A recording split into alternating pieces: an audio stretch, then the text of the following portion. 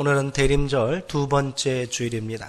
강보와 구유라는 제목으로 하나님의 말씀 함께 나누도록 하겠습니다. 유럽 북서부에 있는 벨기아라는 나라가 있습니다. 이 나라에 유명한 것들이 참 많은데 초콜릿이 굉장히 유명하다고 합니다. 저도 지난주에 벨기에제 초콜릿을 하나 선물 받았는데 참 맛있더라고요. 유럽의 작은 나라인 벨기에가 초콜릿으로 유명해진 이유는 제국주의 시절 벨기에가 아프리카 콩고를 식민지로 지배하면서부터였다고 합니다. 아프리카의 콩고는 초콜릿의 원료가 되는 카카오가 많이 생산되는 그런 지역이라고 하네요. 벨기에에서 생산되는 유명한 초콜릿들이 많이 있는데 그 중에 또 굉장히 독특한 이름을 가진 초콜릿이 있습니다. 이름하여 고디바 초콜릿입니다. 한번 드려보셨어요?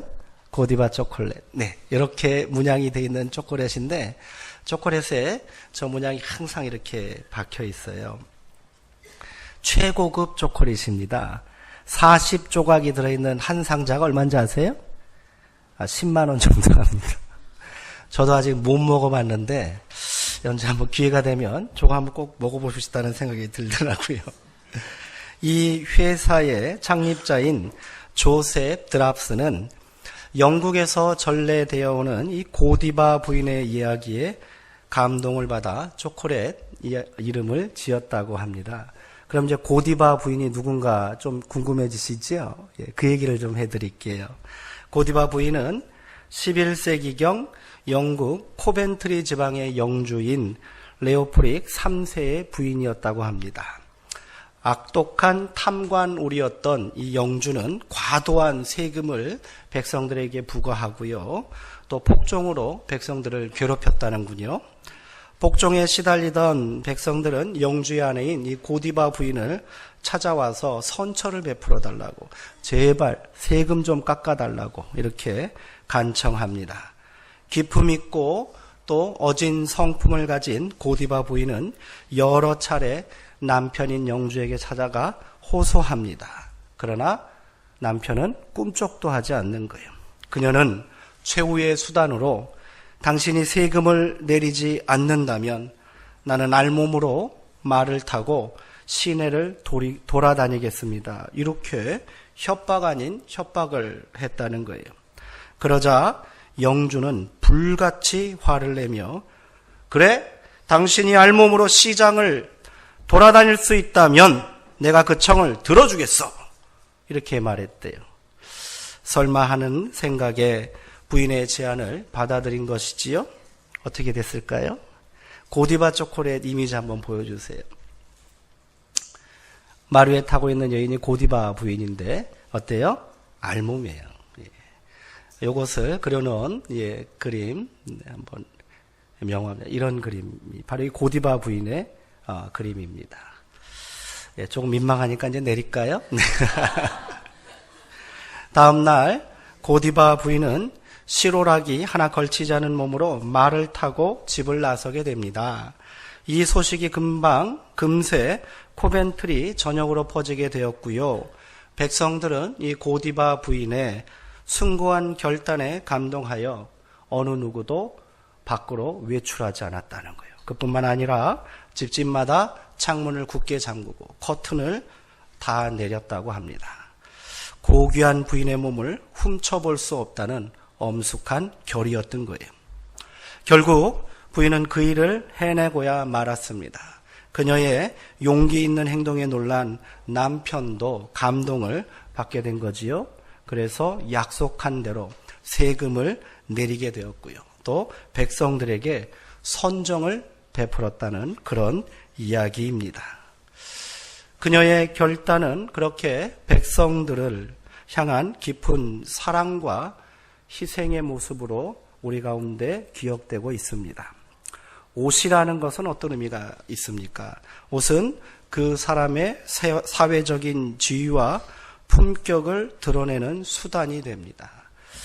저는 뭐 이렇게 명품이 없습니다만 제법 감 나가는 옷이 있으면 그곳이 더 애정이 가고 또 중요한 자리가 있다면 그것을 한번 입으려고 이렇게 마음 쓰지 않습니까?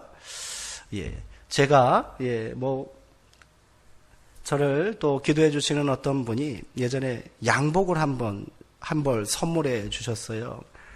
예. 국내 브랜드 중에 최고가 브랜드더라고요.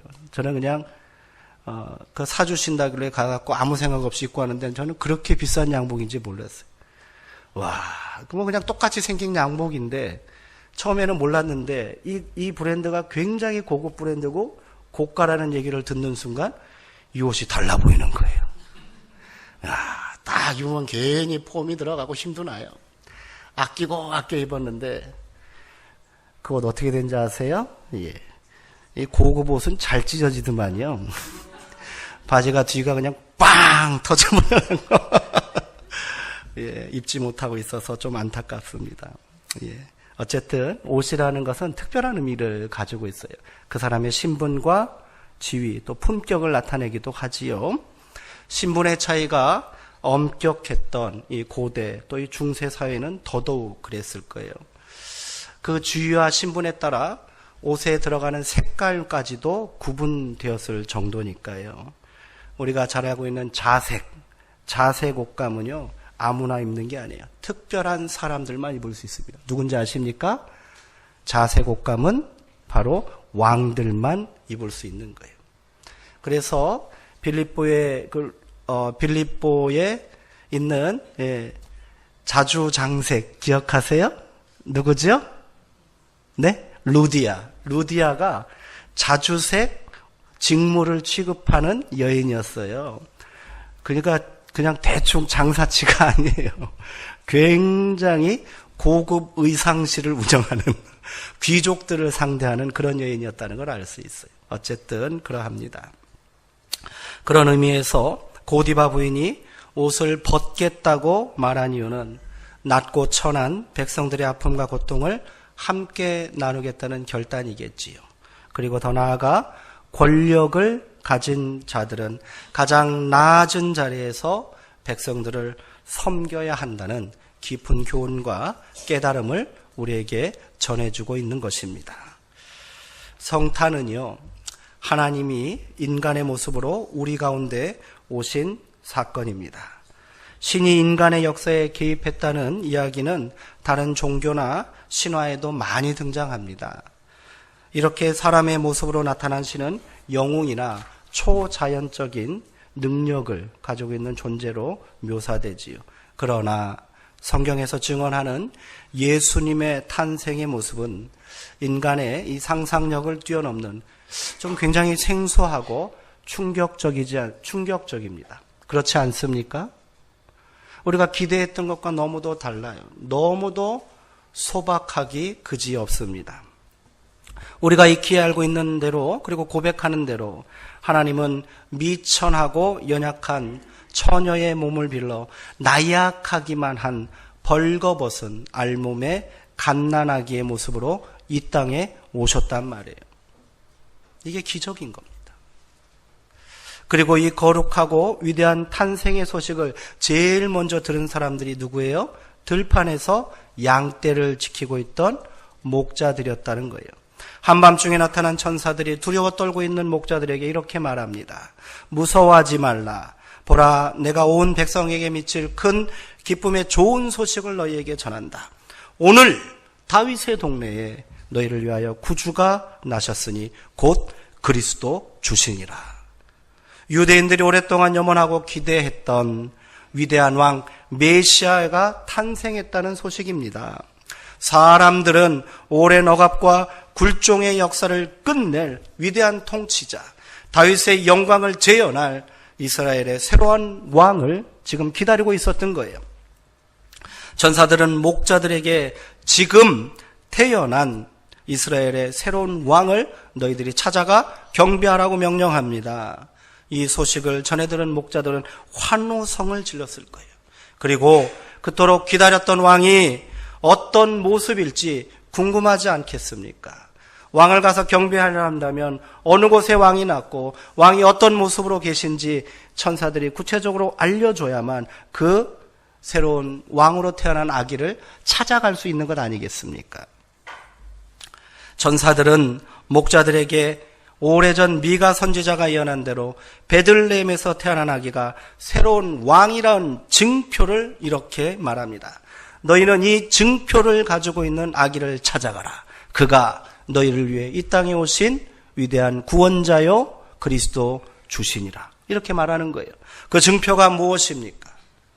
전서는 이렇게 말했습니다. 너희는 가서 강보에 쌓여 구유에 누워있는 아기를 보리니 이것이 너희에게 표적이니라.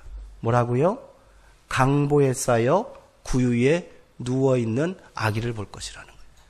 이게 무슨 소리입니까? 그토록 기다렸고 고대했던 위대한 왕, 이스라엘의 영광을 재현할 메시아가 강보에 쌓여 있다니요. 어찌 그 어린 것이 이스라엘을 구원할 수 있단 말입니까? 어느 세월에 그 아이가 자라서 세상을 바꿀 수 있단 말입니까? 더군다나 이 아기가 구유에 누워 있다니요. 이는 또 무슨 어처구니 없는 말입니까? 구유가 뭐예요?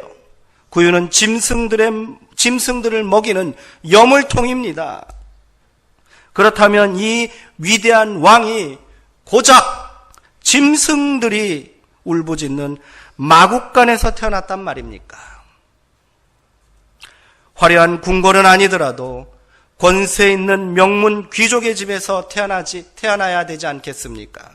어찌 이런 비천한 아기가 다윗의 영광을 이어나갈 위대한 혈통이 될 수 있단 말입니까? 어떻게 생각하십니까? 여기서 우리는 왜 천사가 온 이스라엘 백성들이 그토록 고대했던 메시아의 탄생 소식, 이 기쁜 소식을 천하디 천한 목자들에게 전했는지 짐작할 수 있습니다.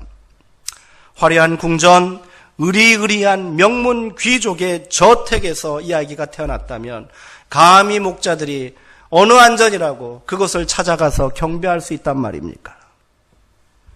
이 소식을 유대 권세가들, 유대의 힘 있는 권력자들이 이 사실을 들었다면 어떠했을까요? 믿기나 했겠습니까? 예수님의 탄생 소식에 온 나라가 소동하였다라고 성경은 기록합니다. 당시 유대를 통치했던 헤롯왕에게 먼저 이 사실이 전해졌다면 어떻게 되었겠습니까? 그들은 절대로 이를 믿지 않았을 것이고 그 아기를 메시아 왕으로 인정하지도 않았을 거예요. 이 땅에 오신 예수님은 그렇게 유대 사회에서 가장 낮은 밑바닥 인생들도 찾아가실 수 있고 그들을 다 품을 수 있는 존재로 이 땅에 오신 줄 믿으시기 바랍니다. 그러니 낮아져야 했던 거예요. 더 낮아져야 했던 겁니다. 마태는 이 소식을 메시아의 대망과는 전혀 상관도 없는 낯선 이방인인 동방의 박사들이 들었다고 기록합니다. 당시 유대 사회에서 천한 목동이나 부정한 이방인들은 그저 주변인에 불과합니다. 마태가 그들을 조금 높여서 동방의 박사라고 하지만 무슨 상관이 있습니까? 이스라엘 사람들에게는 그들은 다 천하고 부정한 이방인일 뿐이에요. 오히려 유대 사회의 권력을 손아귀 위에 쥐고 있던 헤롯은 나중에 예수의 탄생 소식을 듣고 어떻게 했습니까? 이 연약한 갓난아기를 죽이려 했고요. 실패하자 나중에 2살 아이의 유아를 학살하는 만행을 저질렀습니다.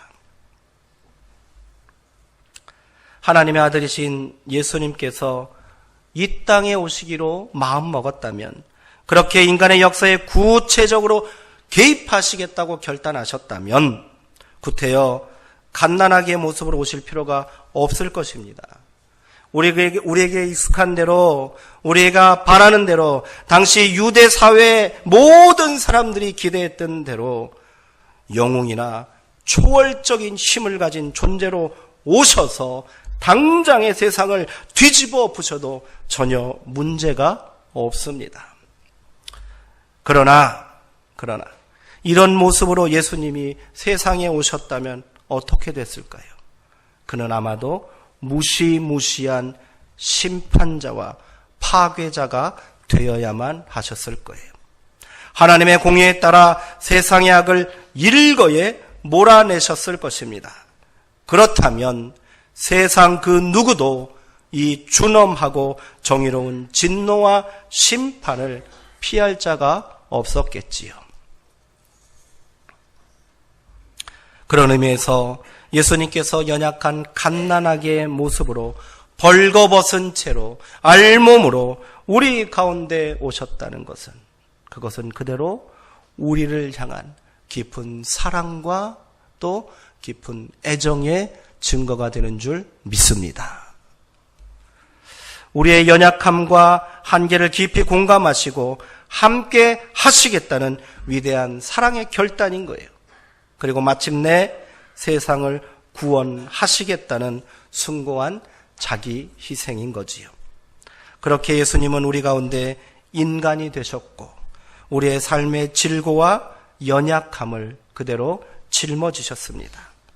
예수님의 탄생은 그렇게 우리를 향한, 우리 모두를 향한 사랑이라는 것 외에는 달리 설명할 길이 없습니다.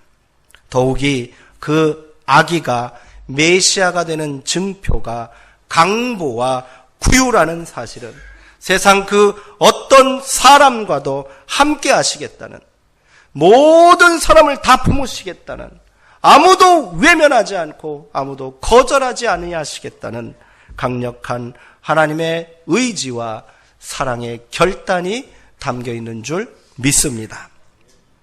그렇게 천하고 가난한 목자들도 메시아의 구원의 역사와는 아무런 상관이 없는 동방의 박사들도, 그리고 오늘 우리도 예수님을 찾아가고 그를 만날 수 있고요, 그를 경배할 수 있게 된 줄 믿습니다.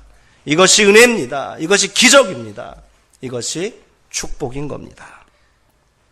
그렇게 하나님은 우리 가운데 임마누엘 하셨습니다. 하나님이 우리와 함께 하신다는 의미의 임마누엘의 예언이 오늘 우리 가운데 그렇게 응답되고 실현된 줄 믿습니다. 이 위대한 탄생의 이야기를 통해 우리는 감격하지 않을 수 없습니다. 그 위대한 사랑과 낮아지심에 우리는 더욱 겸손하지 않을 수 없습니다. 하나님께서 우리를 그렇게 사랑하셨다면, 그 사랑을 예수님을 통해 그렇게 보여주셨다면 우리도 그 사랑에 온전히 응답하는 삶을 살아가야 할 줄 믿습니다. 낮아짐이 없는 사랑은 위선이요 기만일 뿐입니다. 누군가를 사랑으로 품으려면 그에게 더 가까이 다가가야 하지 않겠습니까? 그가 쓰러져 있는 자리에 함께 엎드려서 눈을 맞추어야 합니다. 그가 느끼는 아픔과 고통을 나도 함께 온몸으로 느껴야 하는 거예요.